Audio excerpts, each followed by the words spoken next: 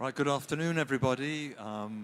Welcome to this IPCC event in the IPCC Pavilion. We're coming to the end of COP25, and we thought, and as you know, if you've been following what's been going on in this room, but also in the plenary halls and some of the other venues here, we've been talking a lot about the special reports that we've come out with in the last year or the last 15 months. But we thought as we get to the end of the COP now, we'll take a look forward at what we're coming up with for you over the next couple of years. So the main sixth assessment report. And my name's Jonathan Lin. I'm the head of communications. I'm joined here by Hui-Sung Lee, the IPCC chair, who you all know, who will say some words of welcome, and Thelma Krug, one of the three IPCC vice chairs, who's going to take us through the report outlines. And Ladislao Changa here is the IPCC focal point from Tanzania and a very active member of the IPCC sessions. I'm sure he's a pretty active member of the discussions over there as well, so we're very pleased that you've made time for us today, Ladislaus. And Ines Cameroni who's one of the IPCC authors. And there's an empty chair there, which I hope is going to be filled any minute now. That's from Florin Vladu, who's the IPCC focal point in the UNFCCC, but as you can imagine, he's got a few other things on this afternoon as well, but we hope he'll be making it. And so we'll be getting a kind of response from the producers and the users of the future report from our 2 or 3 panelists there, and we'll have a summing up at the end from the IPCC Secretary, Abdallah Moqsit, sitting here in the front row, and we're looking forward to plenty of time from questions from you. And we're also hoping to have a little bit of sort of animated surprise for you. I told you we started late because we had one of our authors demonstrating a new technical advance with the chair, and we hope to share that with you here as well. So without further ado, I'll invite Hui-Sung to welcome us and open this meeting. Thank you, Jonathan. I welcome the colleagues on the podium. Thank you. And Vice Chair Thelma Krug will give you a very detailed explanation about AR6. So my remarks will be just about the AR6, in what context we are pursuing to this assessment. As you know very well, every IPCC assessment had a very clear impact on global climate decision-making. Our first report contributed to establishing the UNFCCC, the Climate Convention itself. And that first report was released in 1990, 2 years after the establishment of IPCC. So IPCC was in operation before UNFCCC in operation. And our second assessment report was the scientific backbone for establishing the Kyoto Protocol. Now, the last report, AR5, was a scientific basis for Paris Agreement, and this current report, AR6, will be released in 2021 and 2022. It will be a scientific input to the first global stocktake this convention body will have in year 2023. So we are in a very, very important stage of this assessment, scientific assessment, as well as the global negotiation for the next stage of meeting this 1.5 trajectories. So with that, I would like to invite Thelma Krug to give you the details of the status of this current assessment. Thank you, Thelma. You have. Yeah, thank you.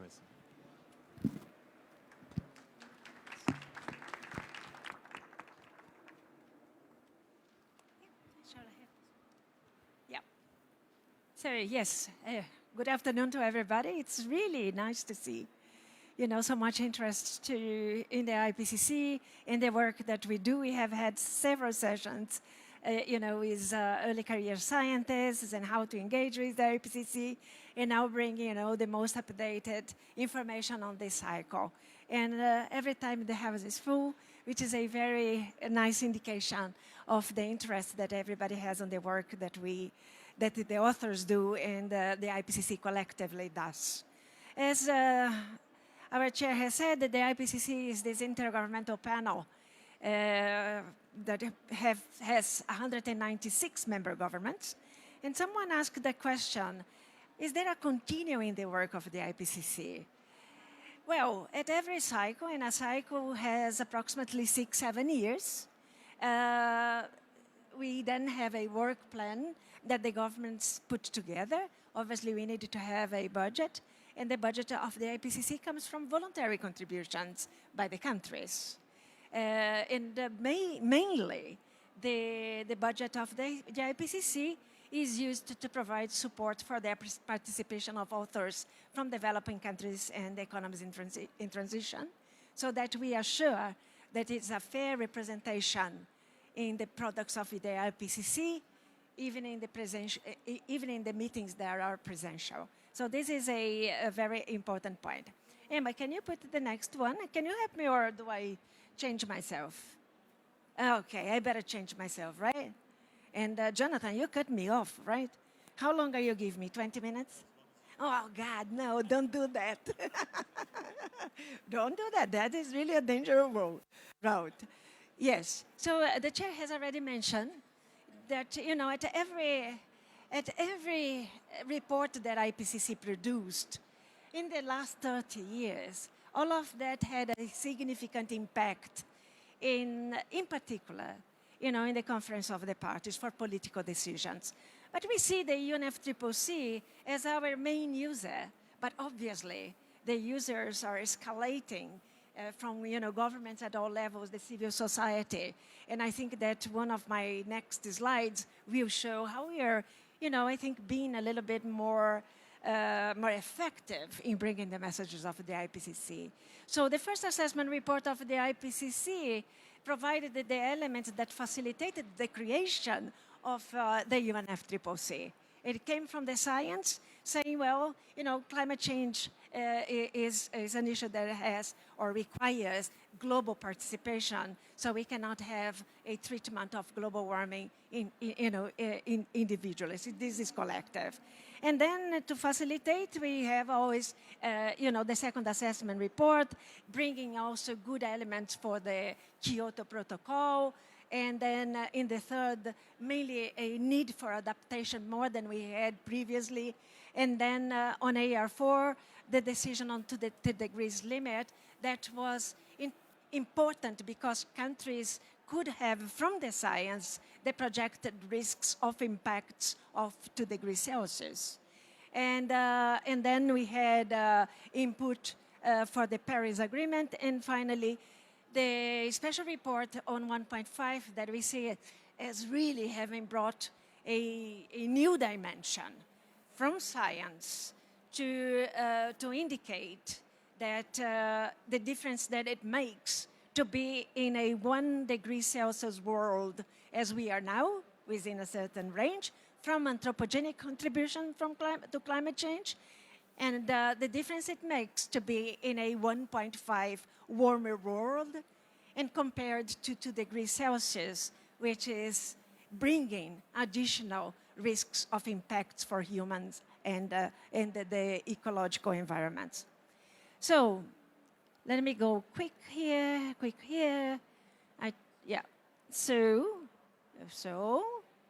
So Emma? Okay, so this is potentially the most ambitious cycle that IPCC had in its history, because this is the work plan that governments decided at the beginning of each cycle. This cycle, 6th cycle, started in 2015. It will end in 2022 with the presentation and approval by governments of the synthesis report, which brings a synthesis of the contributions of the 3 working groups of the IPCC. It's not cutting glue. It's much more than that. It's bringing a integration of all the science that is brought by these 3 working groups. So to be simple, we had the 3 special reports.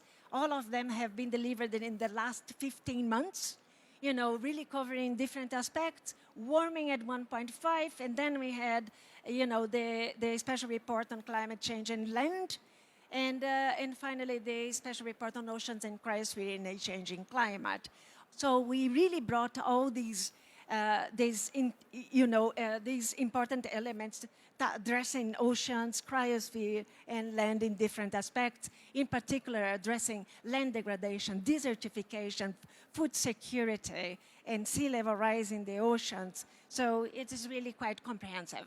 Mind you, because we have literature cut-off dates for these reports, obviously, the special reports will not prevent, and will not, as you are going to see from the outlines, prevent the outline to address oceans again, degradation again. So improving or expanding the literature that then could be assessed, 4 more years, 3 more years of literature available that allows IPCC to expand on these special reports. So these are included, but they are expanded in the assessment reports that are being, you know, developed.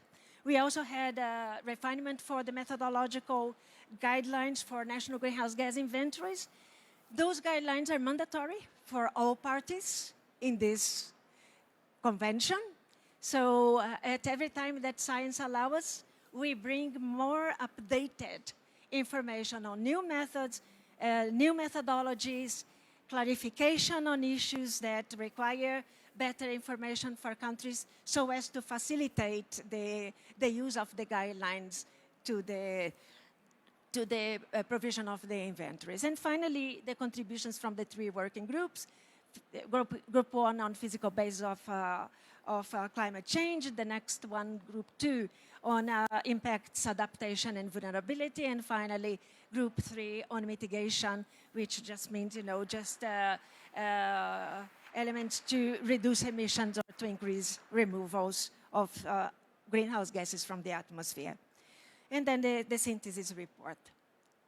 Also, it was interesting because IPCC got 32 requests from governments at the beginning on special reports. Obviously, we cannot do them all because, you know, there is not the capacity of the authors that contributed to many of these, not only to a single one. So, and also budgetary constraints as well. So cities was one that has been left out from this cycle, but it has been already committed by the governments to be a special report in the next cycle. So cities and climate change is going to be one special report, and that also led us to do an event in Canada, already identifying potential literature that could, you know, feed into the special report in the next cycle. You know that, you know, IPCC lives of literature. It assesses the literature as comprehensive as it can, and so that's the food we have in our products.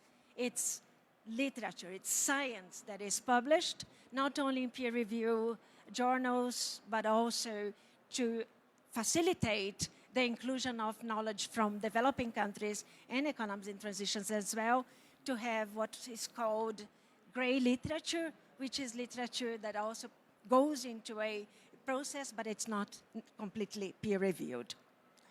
So, these are the 3 reports, as you may have seen them all over.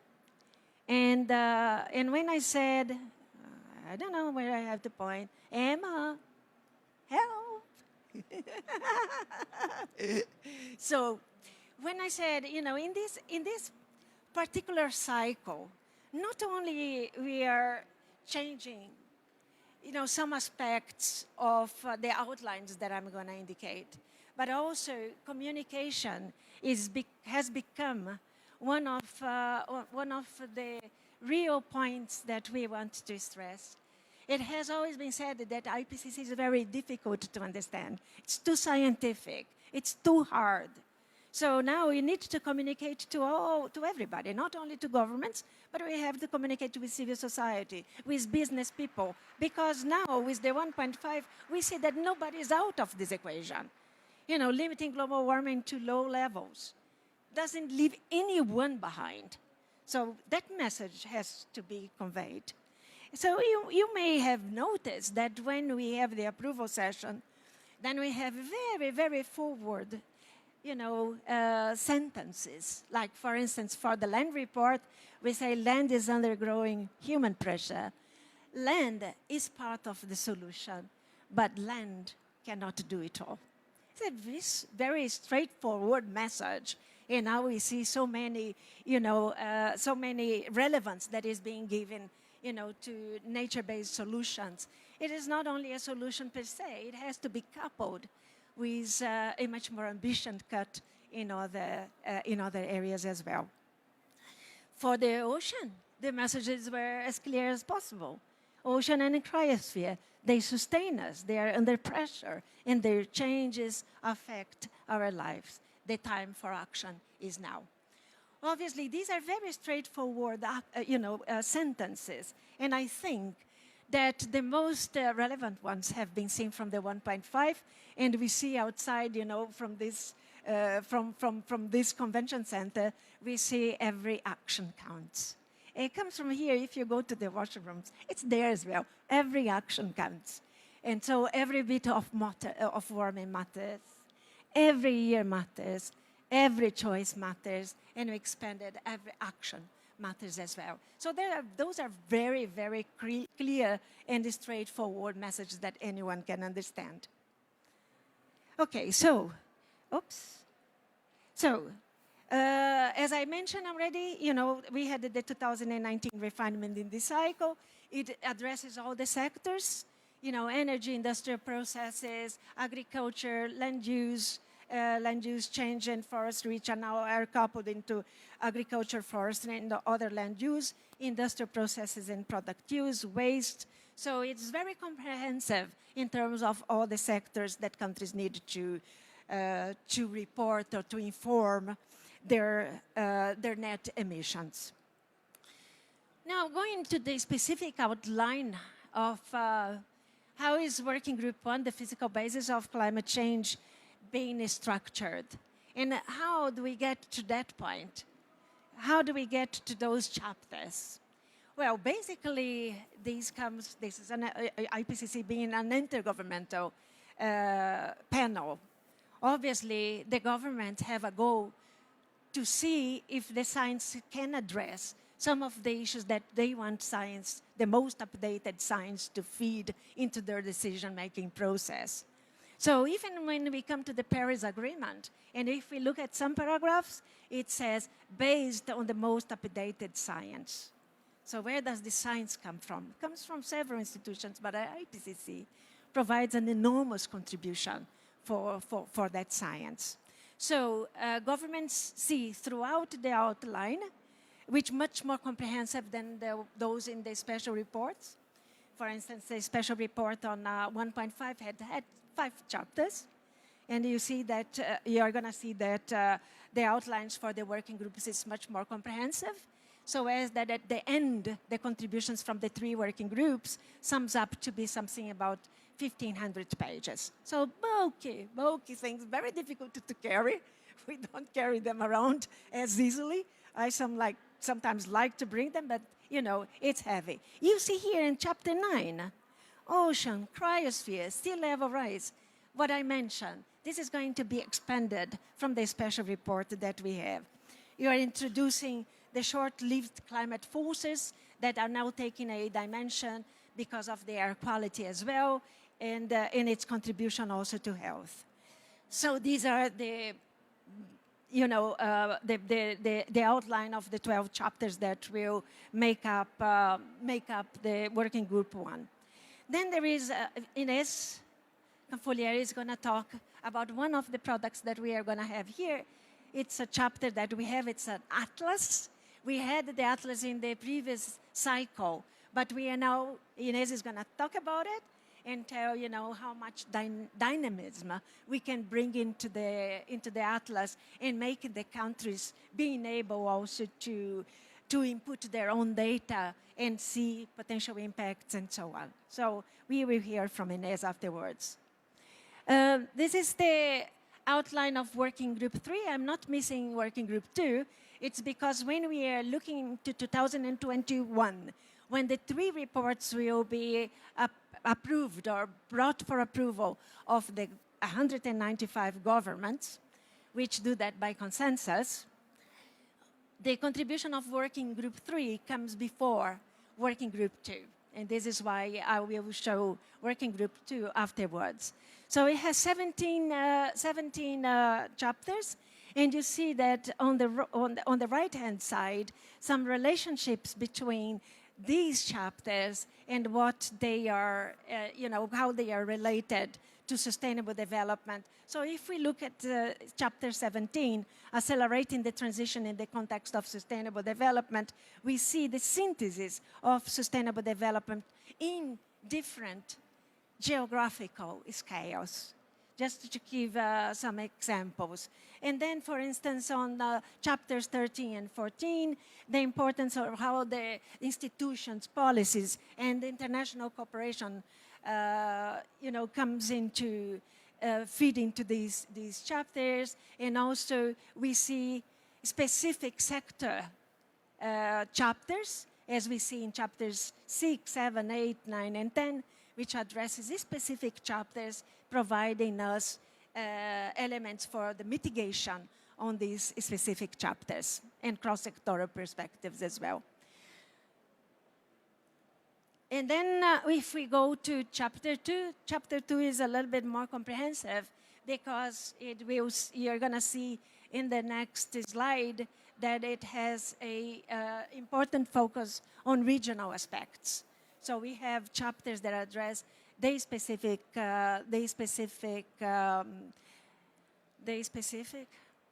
regions. Okay.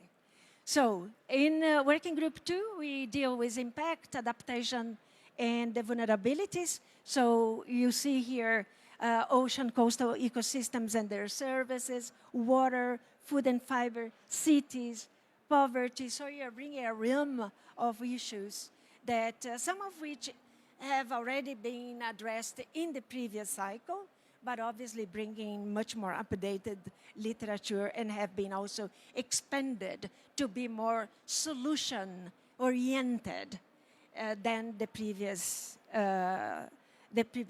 cycle. And here you see the regions: Africa, Asia, Australasia, Europe, Central and South America, North America, and small islands. And then, 18 chapters that makes part of then the Working Group 2 outline. This is just for you to have an idea. I'm not going to go through this, obviously, but this tells how do we go from the beginning of this work up to the very end when we come to the approval session, which is the approval of the summary for policymakers in a specific panel meeting. So you see that normally we have 4 presential meetings with the authors, the number of authors which are nominated by the countries and undergo a process of selection to ensure the expertise needed to fill into those outlines that I just showed, and also to bring the geographical balance as much as possible, gender balance, and also a characteristic that is improved a lot in this cycle, which is to bring what I call new blood into the IPCC, people without previous experience in the work of the IPCC, so that they can start to have contact with people that are more experienced and then build up into their potentially living with us in other cycles as well. So you see how comprehensive this is, and in the different aspects of review process, which I have addressed in a previous session on how to engage with IPCC. But I would like to highlight 2 parts of this process, which is the first order draft review by experts, and also the second order draft review from reviewers, from experts, and from governments as well.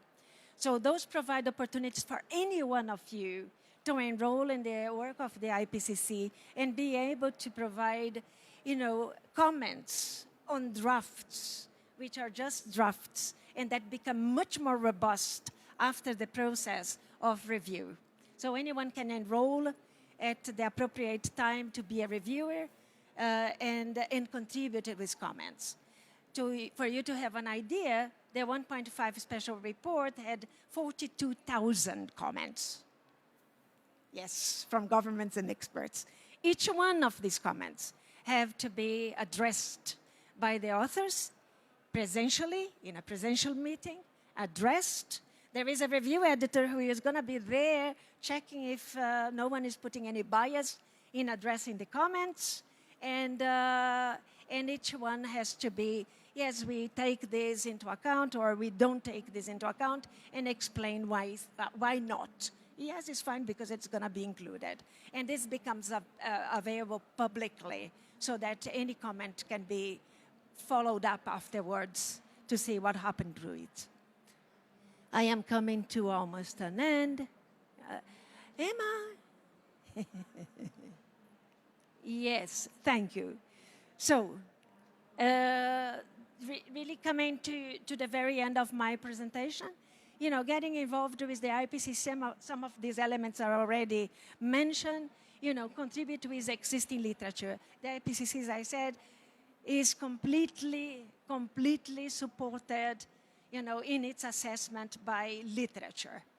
And be it scientific literature, technical literature, socioeconomic information. So we need that for the assessment. We can only make that because we don't produce the science. The science has to be there somehow.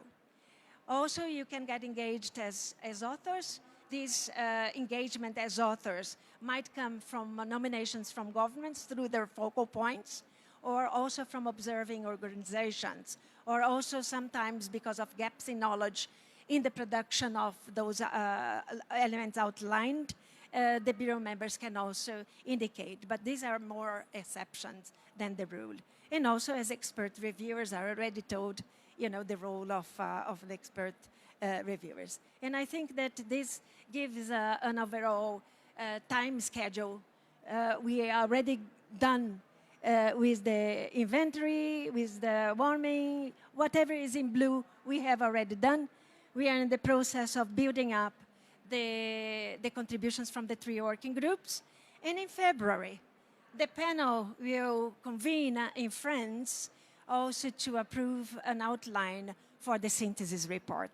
When I say governments to approve the outline, it means that the governments will have a goal not to interfere in the work of the scientists, but mainly to guide them on elements that they see really important for their decision-making process. And with this, I stop. And thank you, Jonathan. Think that I have expanded potentially what you had in mind. 2 minutes. 20 minutes is good. Yes, okay. Okay, thank you very much, Jonathan. Thank you very much. Yeah, do you want to sit down? Thank you very much, Thelma, and welcome to Florin Vladu of the UNFCCC Secretariat, who's joined us. So now, I think what we'll do next is I'll invite the panelists if they want to comment on Thelma's presentation or make some initial statements to throw out there. From a producer and a user perspective. So let's move outwards to start with Ladislas. Yeah, thank you very much, Thema, and I will start by expressing appreciation and thanks to the Secretariat, Chairman Lee and Abdallah for your leadership in pushing this ship forward. And I want to take this opportunity also to express appreciation for the co-chair of the working group for the spirit of solidarity and the cooperation that has been demonstrated in the process of AR6. This is something that is new from AR5. The spirit of cooperation and solidarity has been very strong, and for us who are participating in the process, we are very happy to be part of that process. But also the communication part of the information trickling down to us, focal point, has been very efficient, and we give you very big credit for that. Now, just to express a little bit about the issue of the process, what I would like to add from Thelma, she mentioned about the 42,000 comments that were made for the for the 1.5. But also a number of experts that participated in the review was in a tune of thousands. And I was trying to imagine that in this room, my quick calculation, we are about 70 people. And these are all potential reviewers. And we have 195 government country. So I'm just posing for consideration for us to have that vision that if at least every country will give 20 experts to participate in the review, then we have a tune of 3,000 reviewers. And that should be very good for us, having a very credible assessment. So that's what I wanted to say for my first comment. And then the second comment is about my expectation for the AR6.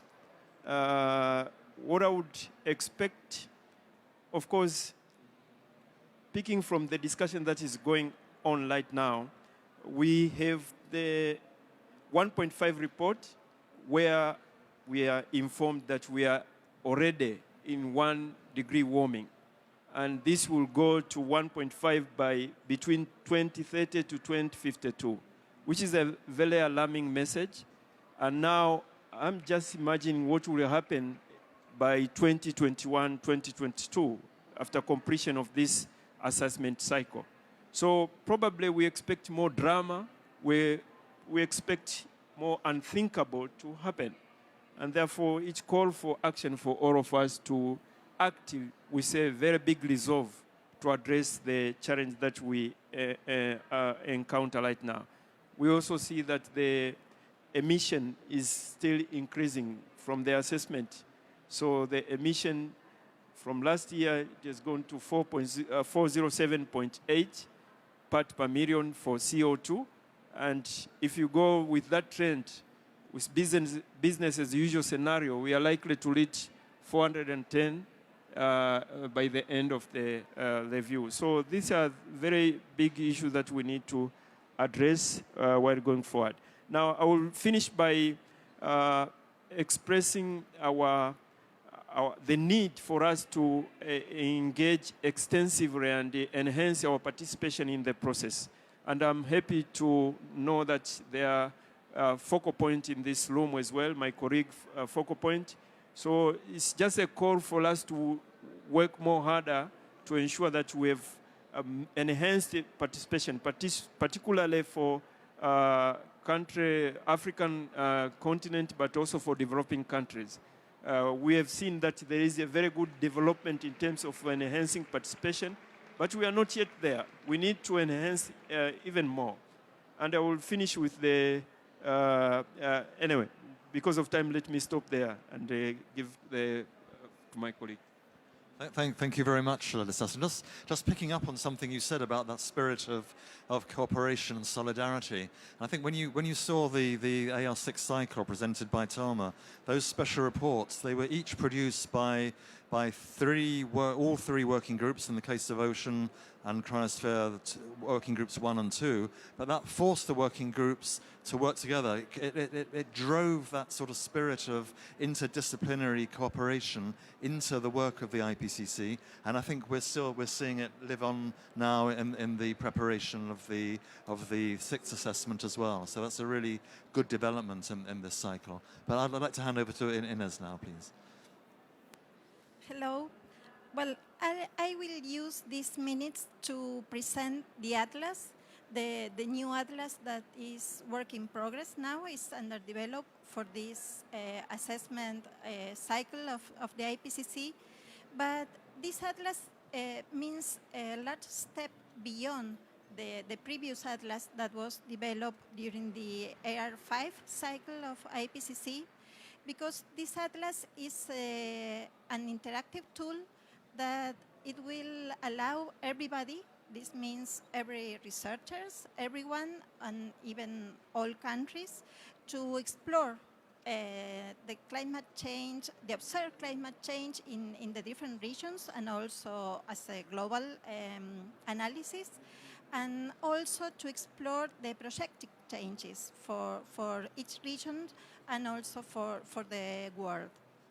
And to do this, a set of different variables were selected to allow this analysis. These are atmospheric variables, mainly daily temperature, maximum temperature, minimum temperature, and also precipitation.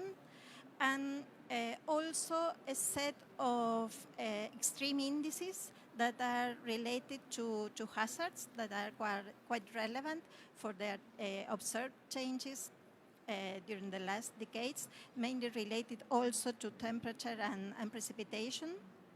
And this atlas is based on projections on different climate simulations, the simulations that were already used in the previous assessment cycle. This means the CIMIP-5 simulations, but also it will include the new simulations, the CIMIP-6 model results, and also the CORDEX simulations. This means simulations that were performed for specific regions of the world. And these projections will be available for different time slices, also for the future, for the near future, for the midterm, and also for the far future, and also for the historical period.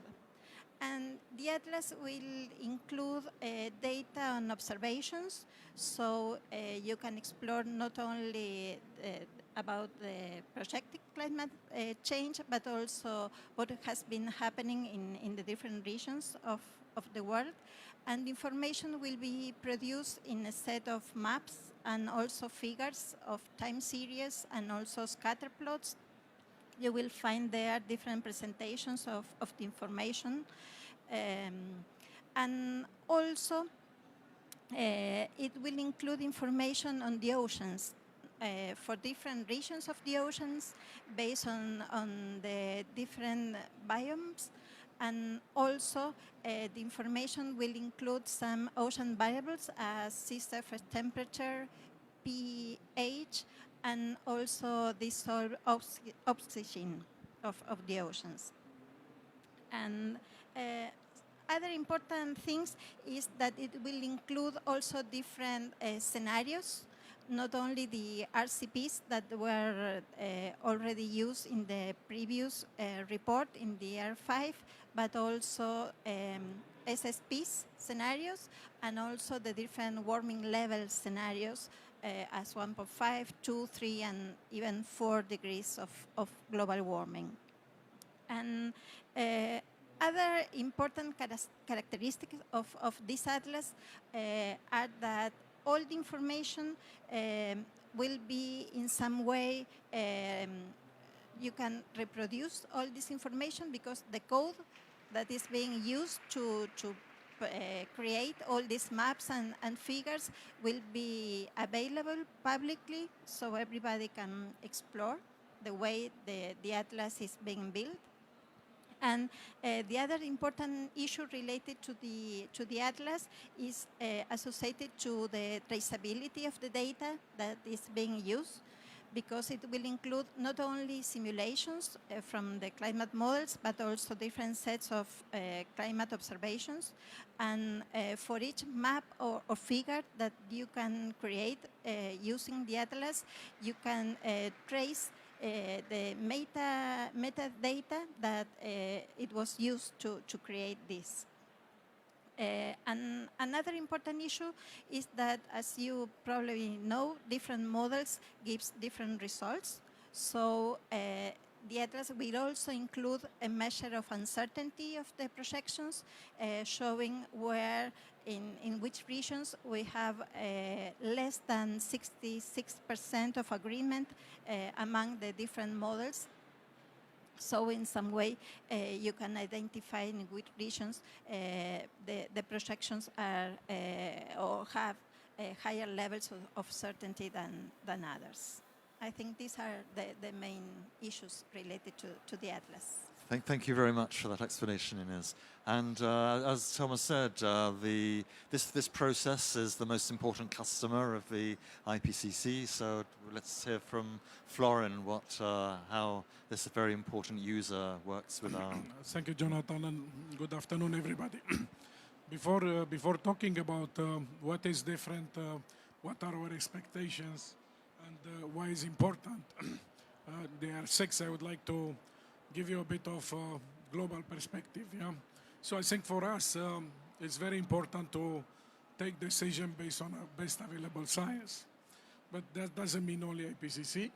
So it means the full chain, full cycle from observations, from research, assessment, and policy making. So it's very important to keep all this in view when you talk about making the right decisions. We heard the colleague here talking about CMIP and WCRP, and we talked about what IPCC is doing. We have discussions at the scope about observation. We had an Earth Information Day. If the observations are sufficient for informing our decisions, yeah. So now let me turn to what is different, yeah.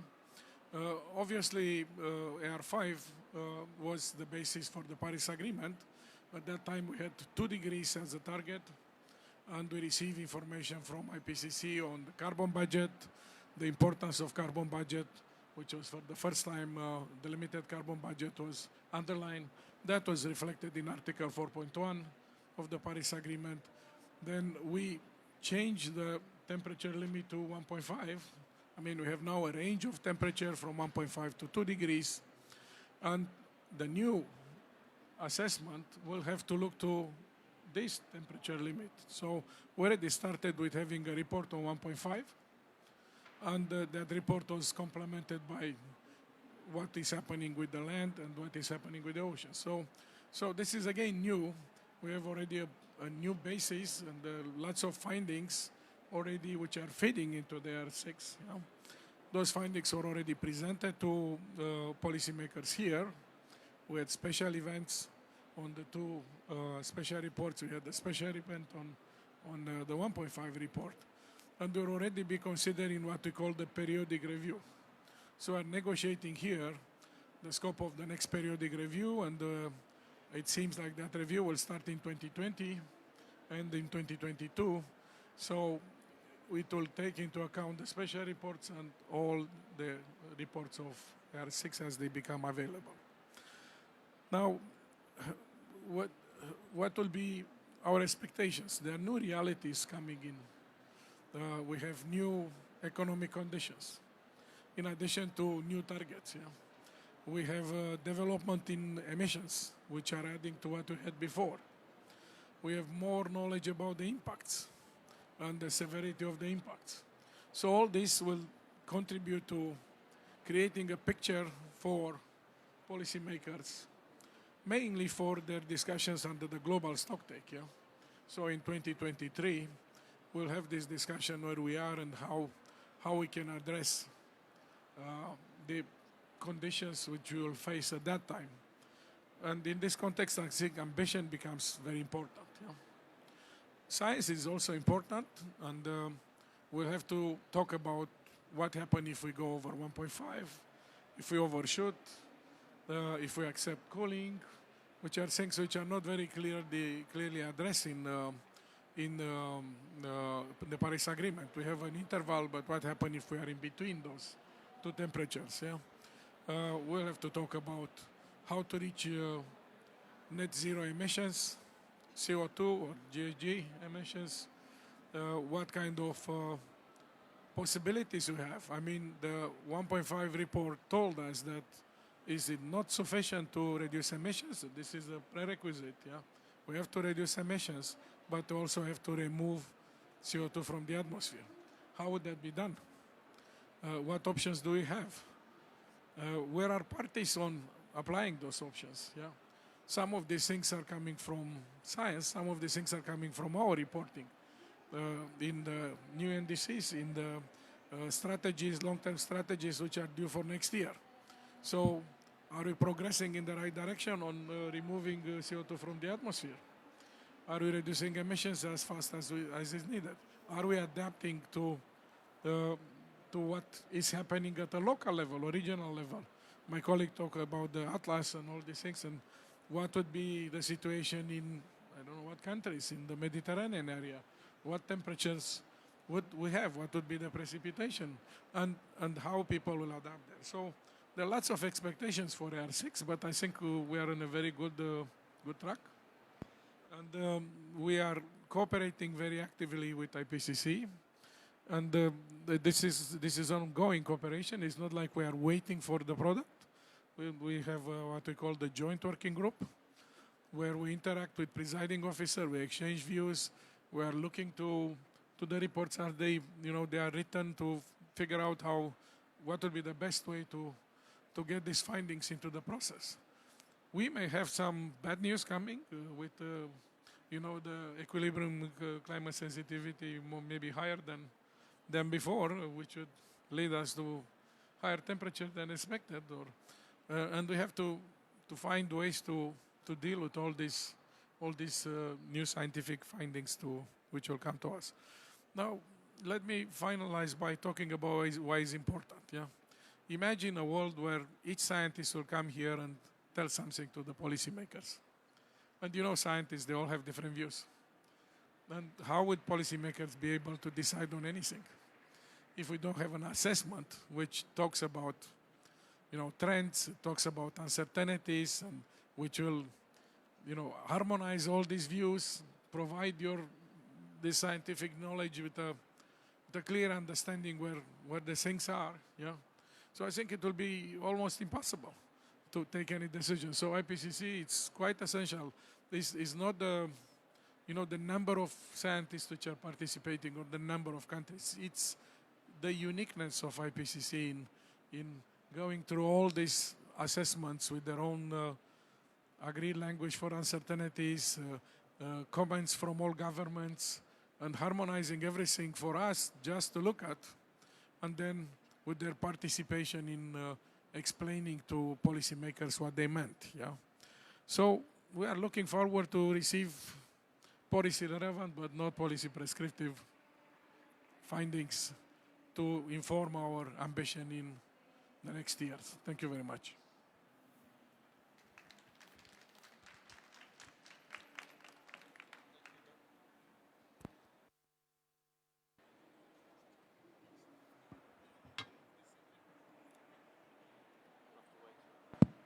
Thank you very much for that very neat justification of the IPCC, Florin. And now, before we open the Q&A, who was it? I think it was Inez was talking about communication. Somebody, was it you? Somebody was talking about communication. Anyway, communication means all sorts of things, and part of it is how do we present the science in the assessments to policymakers and other stakeholders. And after 1.5 was completed and published, some of the authors started playing around with it a bit more, and they thought, how can we make this interactive so that you can, with the work in the assessment, how can you look at different scenarios and pathways? So, Miles, would you like to demonstrate this? So Miles Allen is one of the coordinating lead authors of the 1.5 degree report, among other things.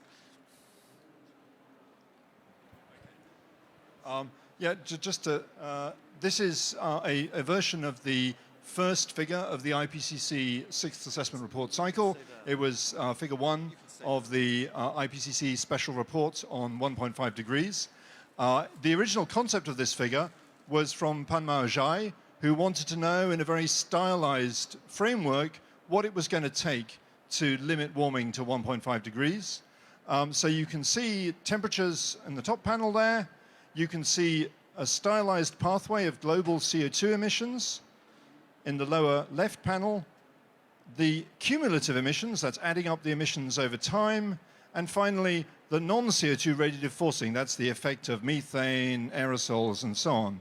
And my colleague Stuart Jenkins in Oxford has set this up such that you can interact with the figure and choose your year of net zero.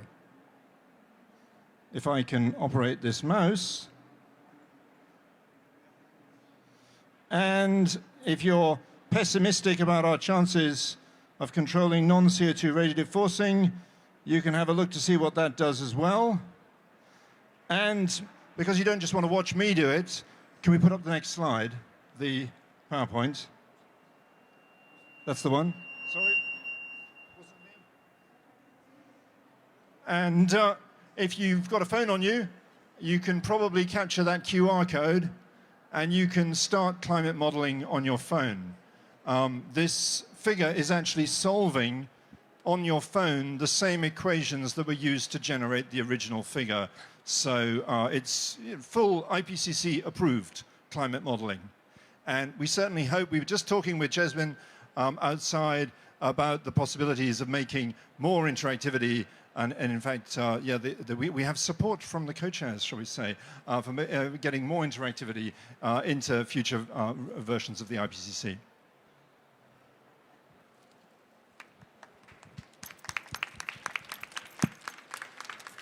Thank you very much, Miles. And you can play with that outside. It's on a stand, but also there's if you look on the one on the stand, or also if you dig down into go into the figure in the report itself, you'll see a link, a URL to the interactive graphic as well. So please let us know what you think of that.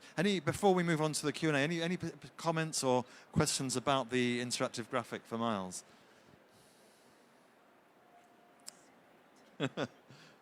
Yeah. So we've edged into the 21st century with that one. So thank you. Well, now it's over to you. We'd like to hear your questions, comments for our panelists, chair, vice chair. So. Yeah, we'll just get you please say who you are and whether your question's directed at anyone in particular. Thank you, Jonathan.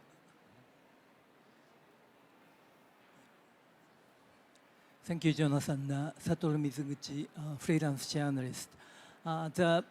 In my understanding, a big difference between AL4 and AL5 is AL5 introduced much findings from transition studies based on real-life experiments. So my question is, what is the big difference between AL6 and AL5?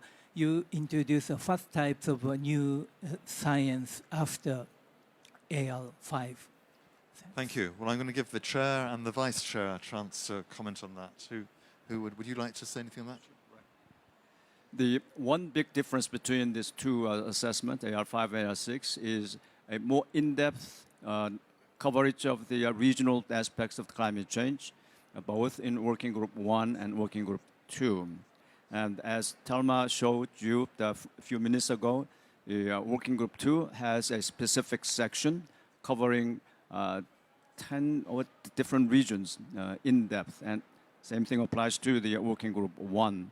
And another big difference between previous and this assessment is we will improve much understanding about the demand side of this equation. And we have done a great job about the supply side of all these issues. And for the first time in the IPCC story, that we will have a specifically dedicated chapter on demand in Working Group 3. That will make a big difference in our assessment. Thelma? Yes, I think that's also continuously in each assessment, the models are improved as well. And I think that Ines has mentioned also the old one that we use in AR5, which is being updated. We are including also models that bring more of the social aspects. So Ines, do you want to talk a little bit about the models? The new models have higher resolution, both in different levels in the atmosphere, both in the depth of the ocean and also a higher horizontal resolution.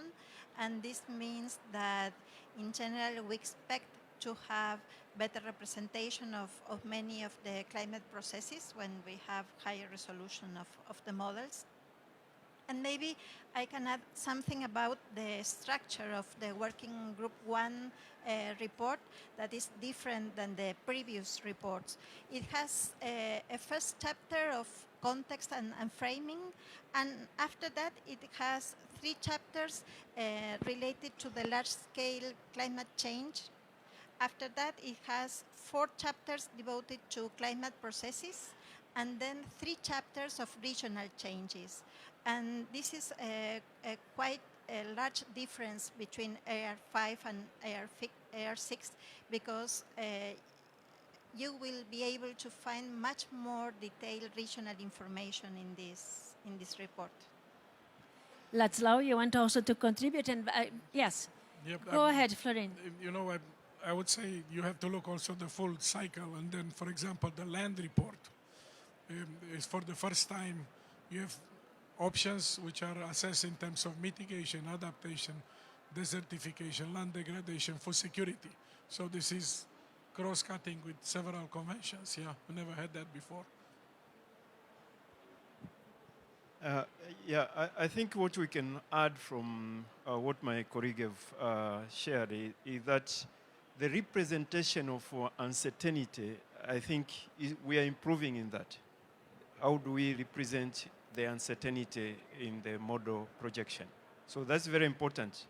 And of course, that gives us more courage and expectation that even in our upcoming reports, we expect to be more robust, more clarity in terms of the information, the message that we are providing.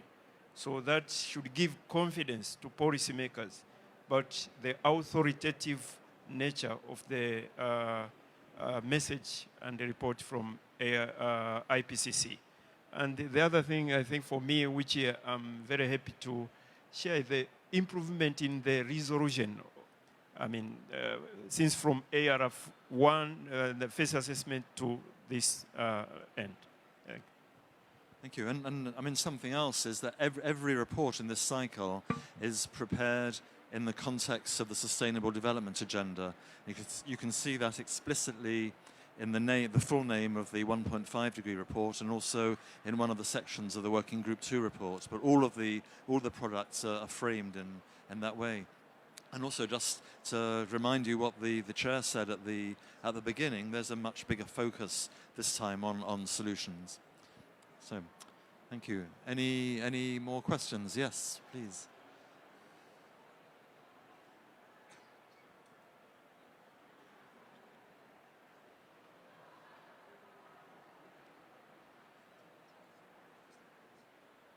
Yeah, thank you. Agnes Kijaz. I'm from Tanzania, but I'm also the 3rd Vice President of WMO. First of all, I want to take this opportunity to congratulate IPCC for the comprehensive report. The process is very comprehensive. But now I have just a small question. Because if you look now, there is a number of increased journals, peer-reviewed journals.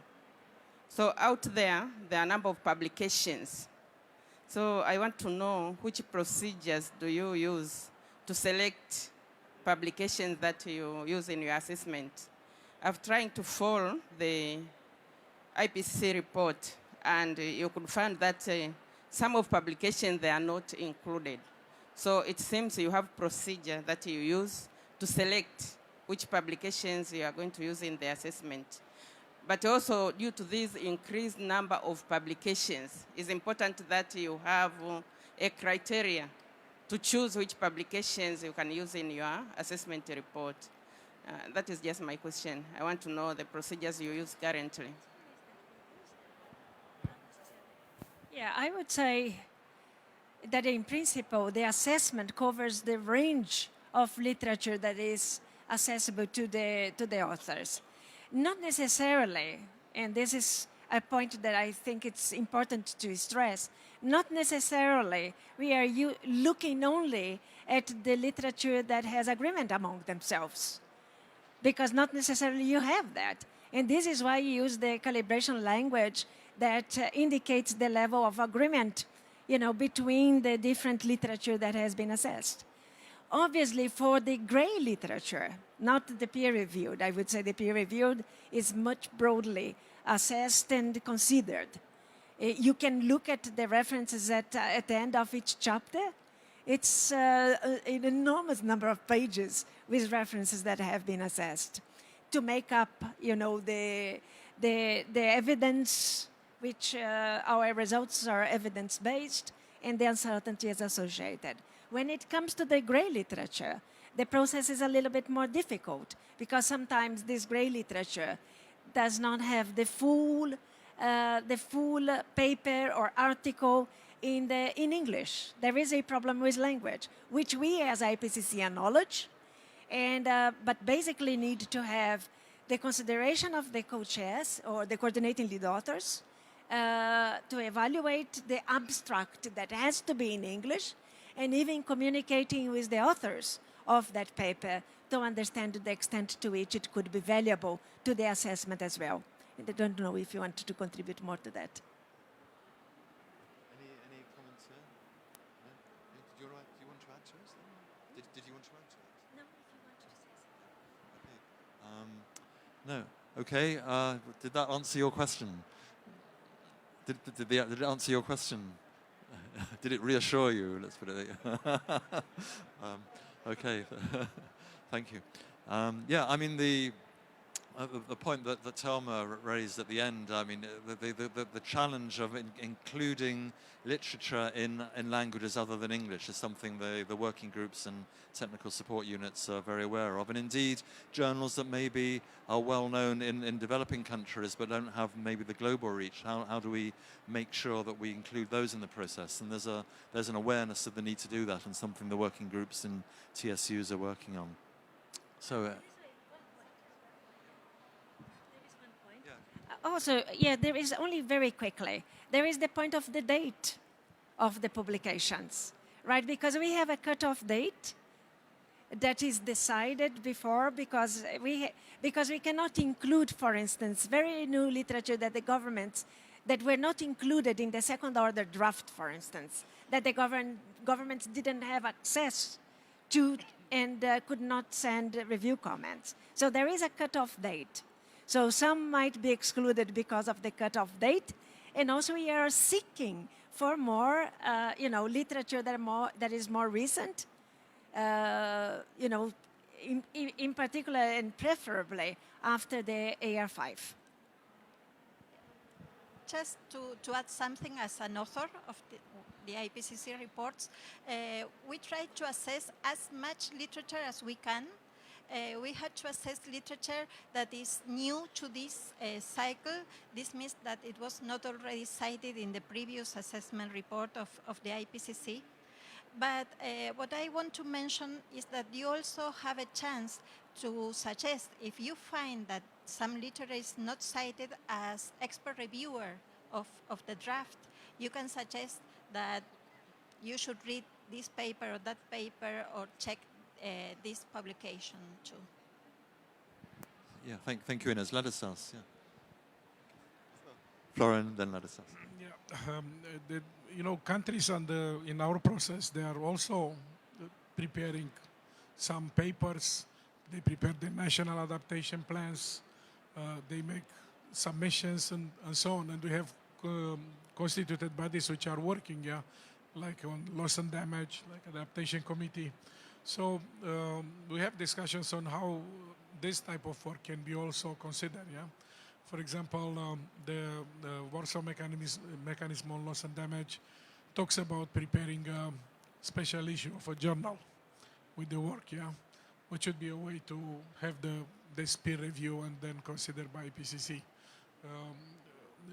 Colleagues working on NAPs, they talk about creating a NAP book where they would extract from the national adaptation plans some parts which could be then peer review and included. So that's another way of getting information from developing countries into the assessment of IPCC.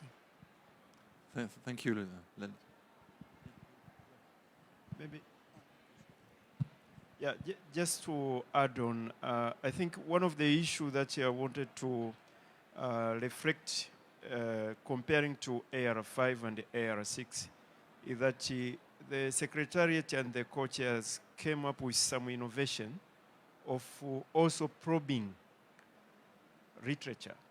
So focal point, we had communication from Secretariat in the preparation of the special report. If there is any additional literature, please communicate. So I think that's very important for us to note, but also is a wake-up call for us focal point to do our work much more harder. Exactly. I think, yes, I was about to. First of all, I want to thank very much our president of third vice president of WMO. So she's doing a great job and representing the continent of Africa in the better, excellent form. But exactly what just you said, from a secretariat and co-chair point of view, we are trying to include as much as possible the possibility to include any references not included. The other thing also, we should not forget that the main objective is to provide the policymaker the all information in place.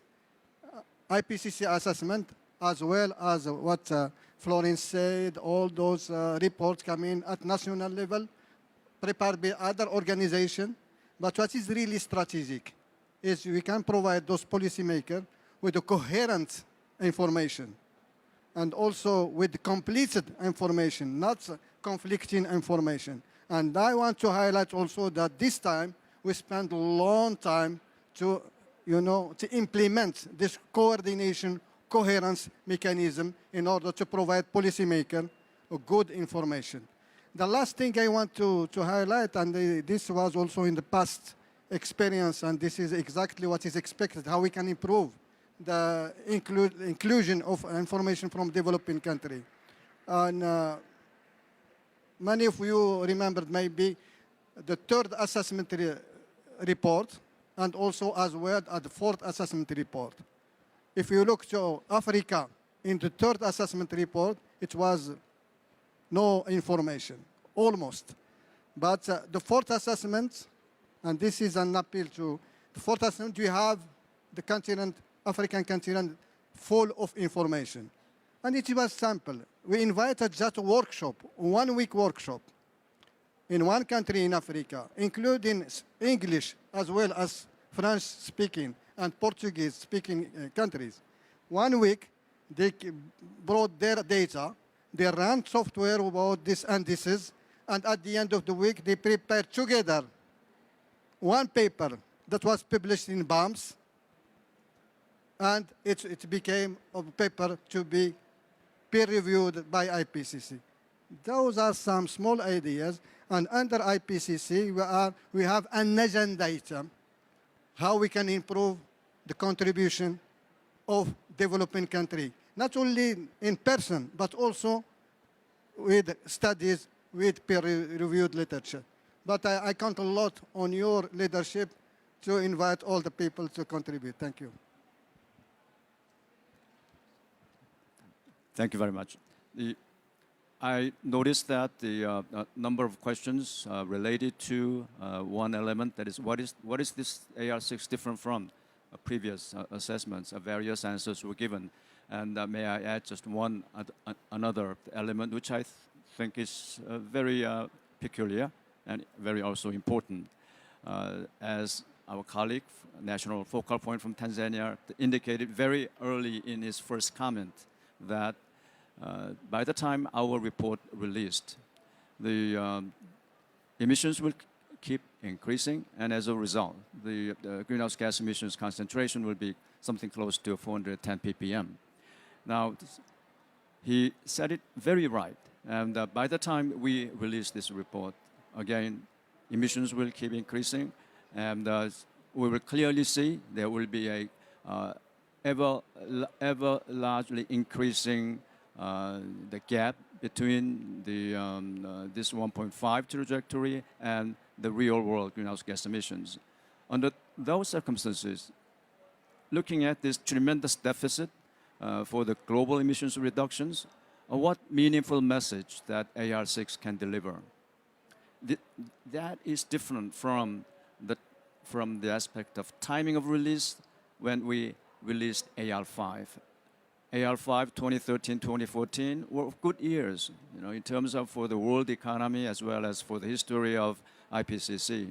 Economy was good, and at that time we still had a very high hope of achieving the whatever climate goals the world can present. Now things have become somewhat different.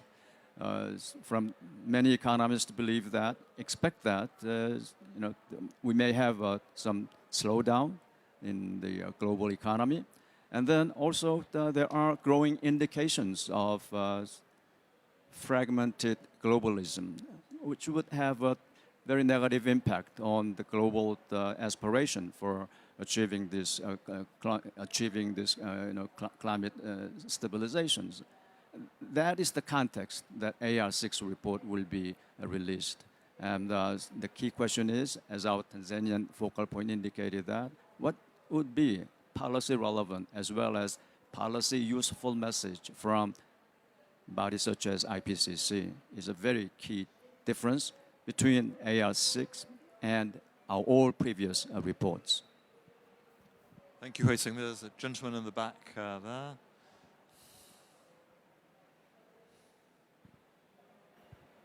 Thank you very much. I represent an investor network. I think your report will be keenly awaited. One thing, of course, with the IP 1.5 report was really picked up in the press and to extent in the financial community was this idea of 11 years left till the world ends. And I can see people shaking their heads on the panel. To what extent will the new version clarify this point?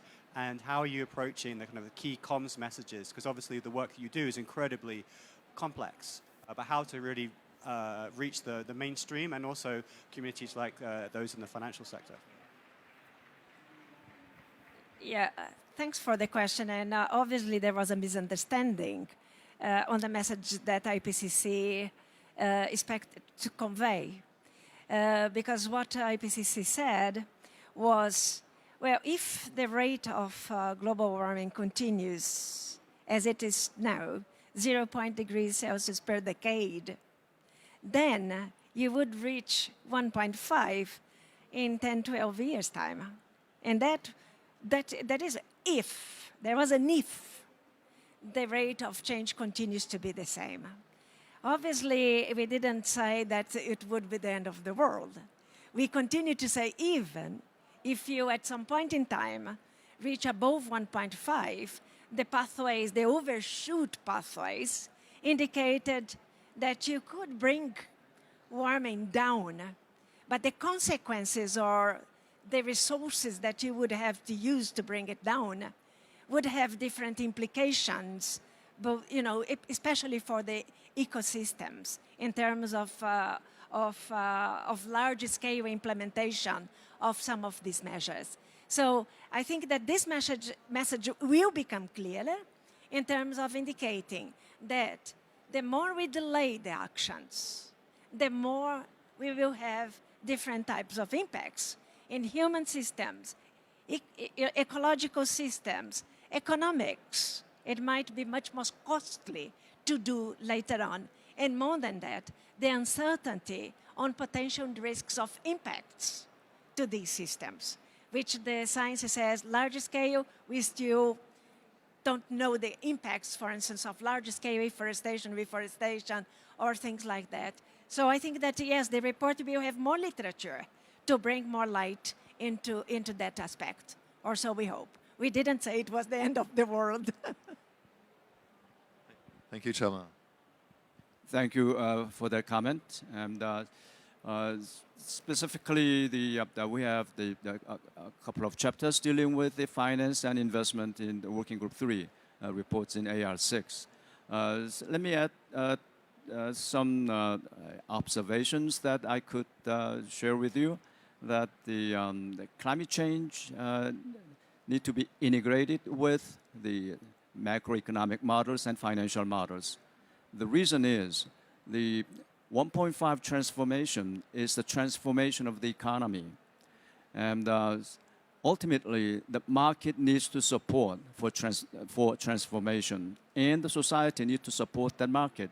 The key is to find the trigger that market will work for the transformation, and the society will support the market. That is the key, and that's the task that we all have to work hard. Thank you. Do any of the panelists want to come in on that? No. Okay. Well, we've got time for one very quick question before we wrap up, if there are any more out there. One last quick question. Well, yeah, gentleman at the back there, please. Thank you. Well, very much. a very quick question. There's two very quick last questions, please. Continue. Okay, my name is Hali Dimasa from Tanzania. I'm so glad that to see in one of the outlines that health has also been outlined, I think in chapter 7. And I just wanted to ask the panelists, when you mention the health impact, don't just mention economy, transport. Please add the health impact as well. Thank you. Health impacts. Yeah. So there is a chapter in Working Group 2 on health. So, but thank you for that point, which we'll take note of. Does anybody want to react to that otherwise? No. So I think the very last question from our colleague from Myanmar, please. Thank you. My name is Jongwoo, Department of Meteorology and Hydrology. Firstly, I would like to be congratulate and appreciation of the IPCC assessment report. This is the very important of the in our world. I want to know of the in this report using of the climate scenario is how many climate scenario for this report.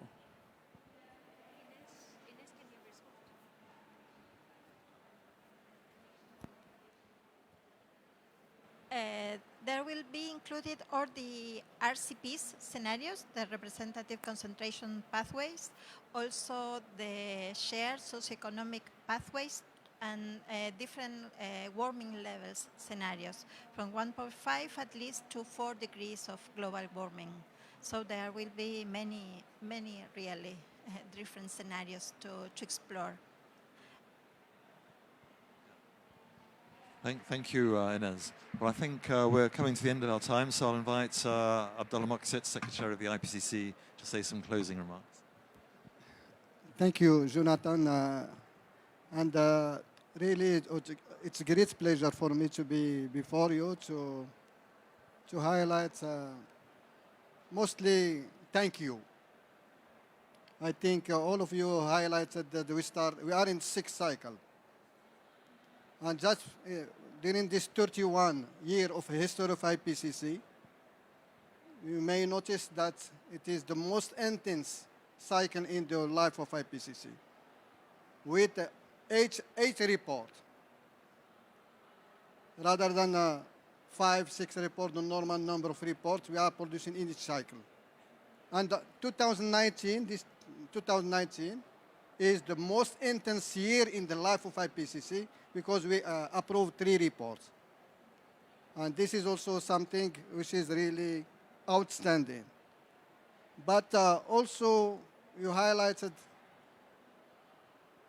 what is different from this 6th cycle from the past cycle. Now let's put it in the perspective of policymaker, the user. Because in 30 years we were working as scientists, preparing reports, assessment. Now for the user and negotiator. Now I trust that, and I heard many delegations here highlighting that this COP25 is the COP of IPCC. Because any delegation are referring to our report.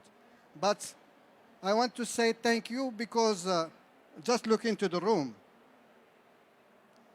We have our bureau member, our chair, vice chair, co-chair, scientists, lead authors, CLAs, government representative, and thank you all of you, because it is your input. Because we should not forget that IPCC is the best interface between science and policy. And this is what we are assessing has no value if it is not useful for decision maker. Also, as we said, and this is where we focus more on the work of our communication team, is how we can make the messages from IPCC as simple as possible. And I should highlight that the 1.5 report, we can put the key messages in the back of one visit card. It was a good idea. But I was a little bit squeezed when we adopted 3 reports. So then I found a modest solution. It's put it like an accordion. It is one still visit card, but you can open it. And you have the 3 reports. And you have all the key messages coming from the 3 reports. But this is, of course, for scientists, it is not enough. But if I am prime minister or minister, it is enough for me, because I know behind this key message, there is 1,000 of pages drafted by thousands of scientists working on voluntary basis, providing the best of science. And if I have to take decision that mobilize financial resources, human resources, even the big decision on planification, I am backed by good science. And once again, thank you very much, because all of you are contributing to this success, and the number of developing countries attending plenaries. I have in my hand, my right hand, an excellent contributor. The number of studies coming from developing countries has improved. The number of even old studies coming from those specific issues, gender, minorities, specificities are included in our assessment. Yes, as my friend, my brother said, it is enough, and this is what we are doing under IPCC. And also I want to highlight to you something which is really important, because with the help of our main user, main client, and their own language, we are saying that the client is king. Le client est roi. We are working together in best way, and I thank to UNFCCC for their help, and they were even helping in these pavilions. And also, I want to say that you cannot imagine the work we have done with good collaboration with the ANI Foundation helped us for these pavilions. We are the smallest secretariat in the world in the United Nations system. Just dozens of people. And you have some people here working hard to make it possible. That's in the back of the room. We have also, we cannot imagine how small is our budget, financial budget. It is between $5 and $8 million. Smallest. I was director of in my country for meteorological department. I was managing $15 million. It is small sum, and this is why I want to show that we are working in IPCC with the maximum efficiency, with the maximum of optimization of resources, and we are looking to you, all of you, and through you, your focal points and your countries, to be in this process, to contribute to this initiative by improving science, by doing good science, by participating to our review. It is there. This thousands of comments are coming from you, and they are improving our reports. We are also looking for your support, political support. This is encourage us. And finally, it is good, your financial contribution, because we want to make and to keep our reports neutral about policy. No conflict of interest, and with voluntary financial contribution, we can ensure this. I hope that I started from the first cycle as just contributor. I was a lead author in fourth assessment. I was bureau member in fifth assessment. I am here in sixth cycle, but I hope the coming cycle will be more useful for all the population, for the whole well-being, for the current generation as well, for future generation.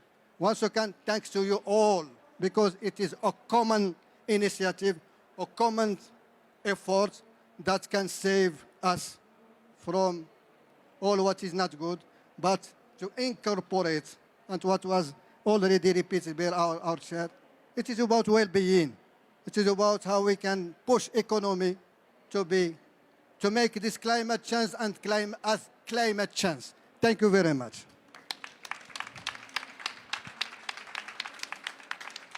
Thank you very much, Abdullah, for those inspiring words. And that brings to an end not only this event, but actually the end of the IPCC's Pavilion Programme at that COP25. I can tell you we've been having in-depth conversations with the presidency of COP26, and we look forward to welcoming you with all sorts of goodies in a year's time. So thank you very much, and please a round of applause for all our panelists. Thank you.